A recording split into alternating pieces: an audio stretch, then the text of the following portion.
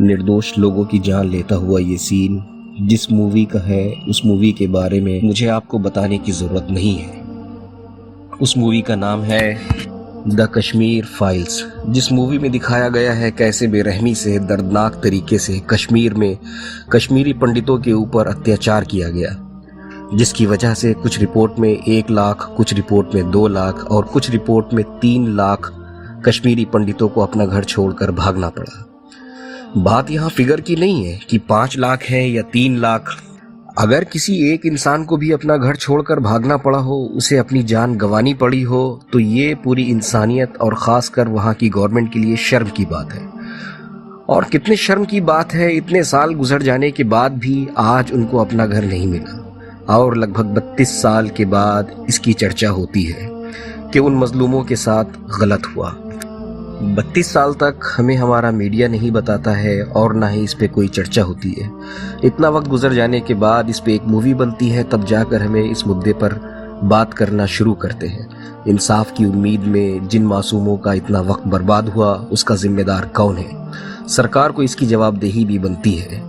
खैर, बात करते हैं इस मूवी की जो ये बताती है कैसे इन कश्मीरी पंडितों को उनके घर से निकाला गया। और आज लगभग 32 सालों के बाद जब हमें ये बातें पता लग रही हैं तो हमें गुस्सा आ रहा है, हमारा खून खौल रहा है और गुस्सा आ रहा है उन लोगों पर जिसकी वजह से ये सब कुछ हुआ, उस कानूनी प्रशासन पर भी जिसने ये सब होने दिया।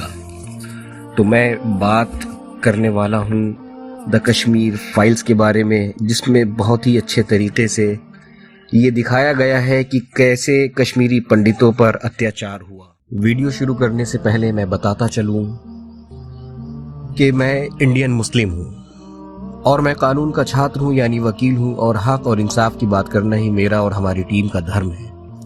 जब मैंने ये मूवी देखी तो मुझे भी गुस्सा आया कि ये खुद को कैसे मुसलमान कह रहे हैं, जो मासूमों को ऐसे मार रहे हैं जैसे ज़मीन पर इनका कोई वजूद ही ना हो।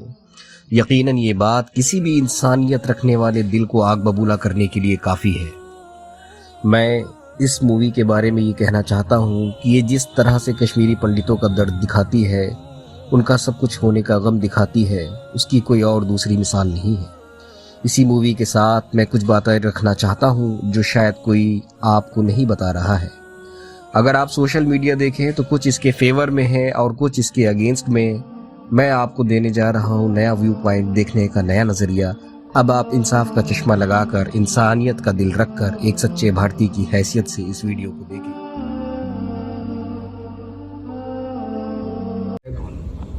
Freedom fighter.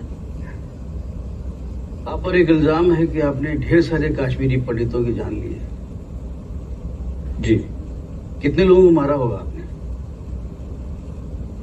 याद नहीं, 20-25। अच्छा, सबसे पहला मर्डर आपने किसका किया था? सतीश। कौन सतीश? सतीश कुमार टिक्कू। कौन था? पंडित लड़का था। मतलब वो पंडित था इसलिए मारा? आरएसएस का था। अच्छा, मतलब आरएसएस का होना गुनाह है? जी। अच्छा, आपने जिन्हें मारा उनमें से काफी आपके पड़ोसी, 2 इनोसेंट औरतें भी मरी।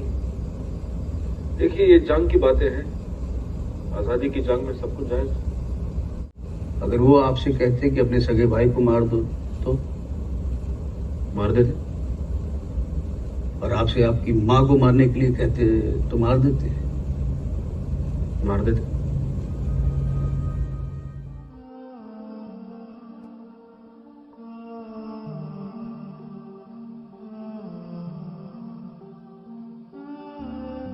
ऊपर से ऑर्डर मिलता था, लीडर ऑर्डर देते थे कि अच्छा, ऑर्डर दे किसी को मार दो, आप मार देते थे?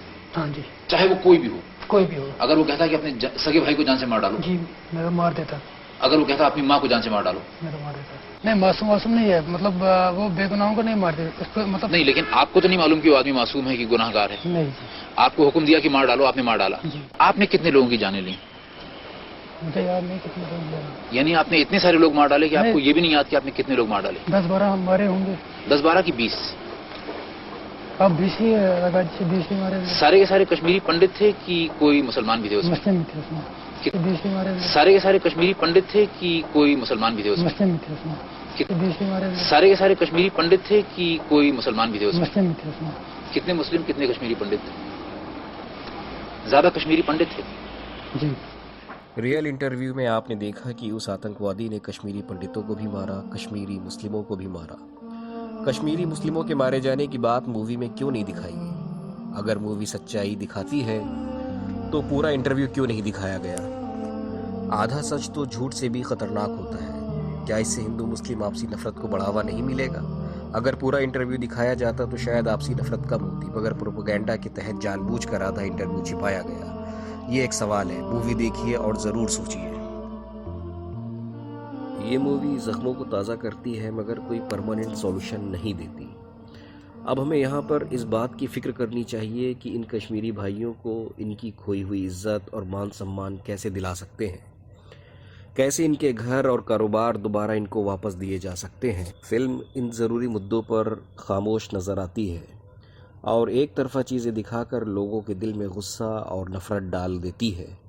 यकीनन जो इस मूवी को देखकर निकलेगा वो सभी कश्मीरी मुसलमानों को बुरा भला कहेगा और मुसलमानों के प्रति दिल में नफ़रत रखेगा।